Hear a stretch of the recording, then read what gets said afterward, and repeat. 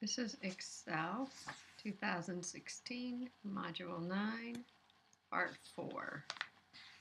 We are going to be looking at depreciation of assets. In Excel, you can calculate depreciation in multiple ways. So we're going to be looking at two: straight line and declining balance. So let's take a look back in our workbook. We finished our amortization schedule and our loan analysis. We're going to go back into our startup and we're going to look over here at our assets. So we have this amount of long-term assets. We are going to determine that we need to buy $200,000 worth of long-term assets. Long-term assets could be equipment that we're going to use in our manufacturing process. Could be computers, it could be office furniture, it could be buildings, but it's things that are designed to give us a benefit for multiple years. So now we're going to go over to our depreciation worksheet and we're going to enter some information about our assets. So we are assuming we need 3 pieces of information for our assets. We need the cost of it. Well, that's on our startup worksheet. So we're going to enter a formula. It's equal. We go back to the startup worksheet and we're going to find that long-term asset account in B13.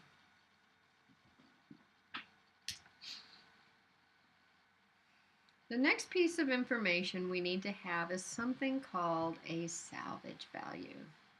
So what a salvage value means is if I expect that this piece of equipment or whatever this asset is going to last 10 years. That's how long I'm going to be able to use it for its intended business purpose. Then I need to determine if I can sell it after that 10 years, what is it worth? And so my estimate is that it's going to be worth $50,000 at the end of the 10 years. So $50,000 is your salvage value. What is it worth at the end of the life? And then the life of the asset is how long you expect to be able to use it for its business purpose, which we're going to say is 10.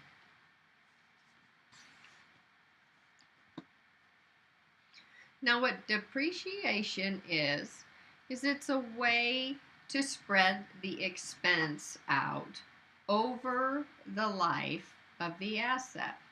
So instead of taking $200,000 of expense on the day I buy it, I'm going to spread that out over the life. Now, I can't depreciate or take all $200,000 as an expense. Excuse me. Because $50,000 of it, I think I can get back at the end of the life if I sell the asset. So I'm only going to take the net of those two numbers. I'm going to take that $150,000 and I'm going to somehow spread that over the life of the asset. It doesn't always have to do with physical deteriorating of the asset. It doesn't mean that just because in 10 years I'm instantly going to stop using it. If I determine after 10 years that it's still serving a good business purpose and I don't need to get rid of it, you just don't get to take any expense anymore.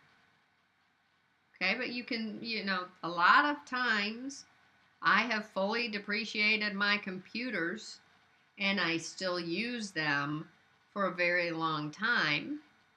And then after it's no longer functional as my primary computer, it might be able to be useful as a scanning station or some other purpose. So it doesn't mean you're just going to automatically get rid of them. It also doesn't mean that you're assuming that this is the reality of how it deteriorates. Okay? It's just an estimated way of spreading that cost. So let's look at the first and the easiest way. This is straight line. So we're going to click in year 1. And we are going to be copying these formulas, so we do have to make sure we pay attention to absolute versus relative referencing. So we're going to go up to our formulas. Again, these are going to be under financial. We're going to look for SLN, which is straight line. Make sure when you're doing your homework that you look for the type of depreciation, not just the word depreciation. Because if you look right below it, that is another form of depreciation called sum of the year's digits. So there's a lot of different options. Make sure you read carefully to get the correct one. So we're going to choose straight line. We need to put the cost. That needs to be absolute. We don't want that to move. We're going to put the salvage value in. Again, that must be absolute. And the life. So that has to be absolute.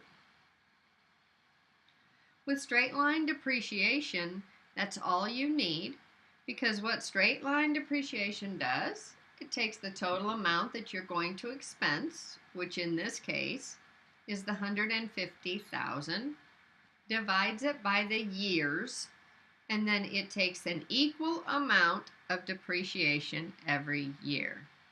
So if I copy these formula out, you can see the depreciation stays the same. Now this next formula, this is cumulative depreciation. We need to keep track of how much total depreciation we have taken on every asset over the life of that asset. If we sell it, then it's going to impact the entries that we need to make. And we also need to make sure that we don't take more depreciation than we should. So what we're going to do, we are going to say it's equal to this year's depreciation. Now this second year, it's going to be equal to the first year's depreciation plus the depreciation in the second year. So every year it's going to look at the year before, add the current year, and put the total there. So if we copy this across, you'll see it keeps accumulating. And then finally the depreciated value. And what this formula is I'm going to start out with the cost of my asset. I'm going to subtract the cumulative depreciation. Now I am going to copy this. And the cumulative depreciation is going to shift, but my total cost, or my original cost, needs to be fixed or absolute. And you should see this amount declining.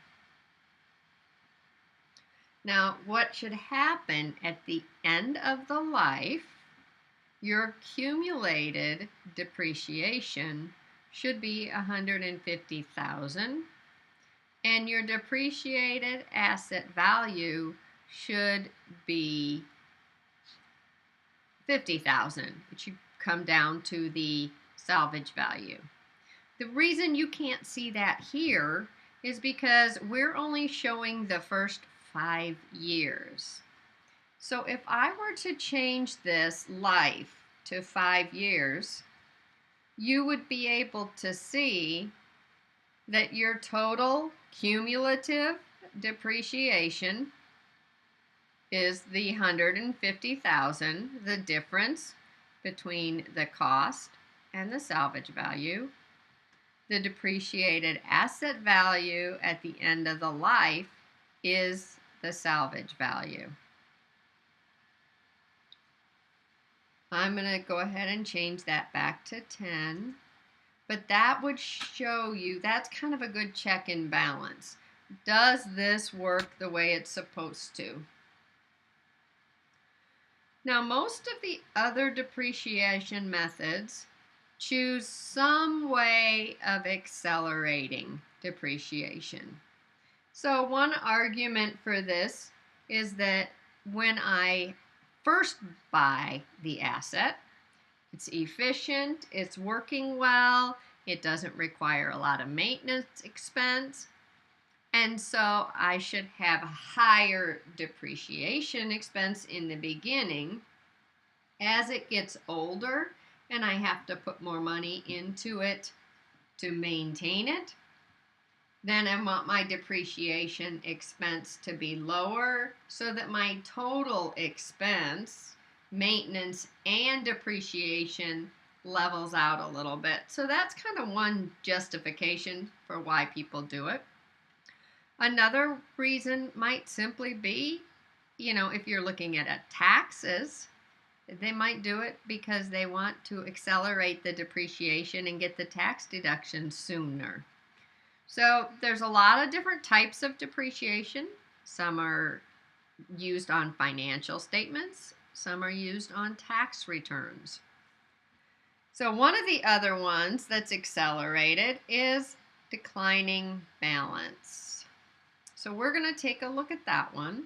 So we're going to go to the yearly depreciation.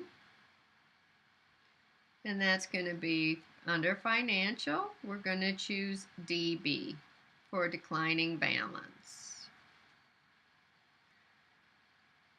So again, we've got the first 3 fields look the same. We have the cost, which must be absolute. We have the salvage value, which again must be absolute. And we have the life, which also must be absolute. Now this next field says period, and it's what year are we looking at.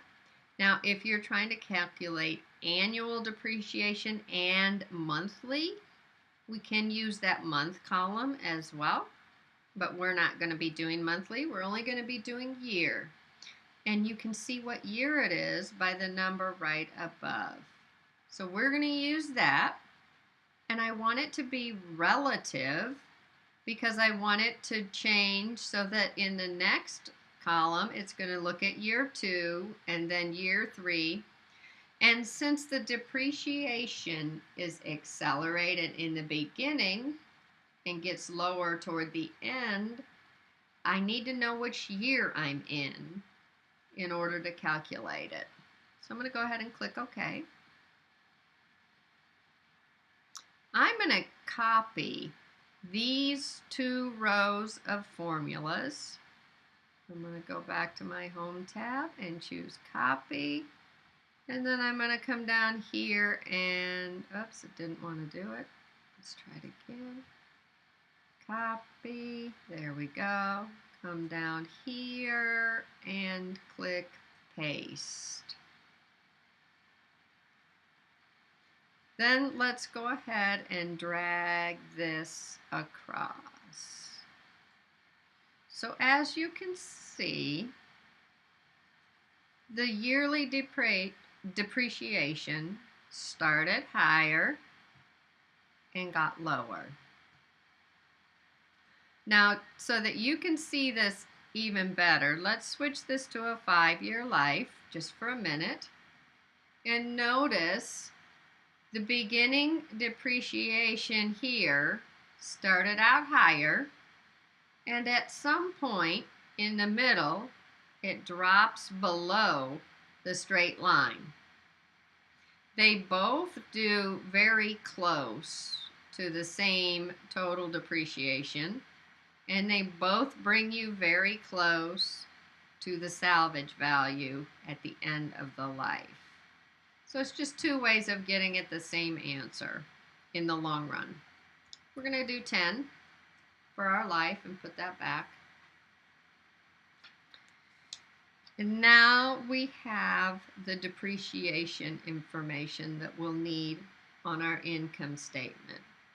Depreciation is an expense. It's going to show up on our income statement, and it's going to reduce our net income as a company. So the next segment of our videos, we're going to be taking a look at actually creating that income statement now.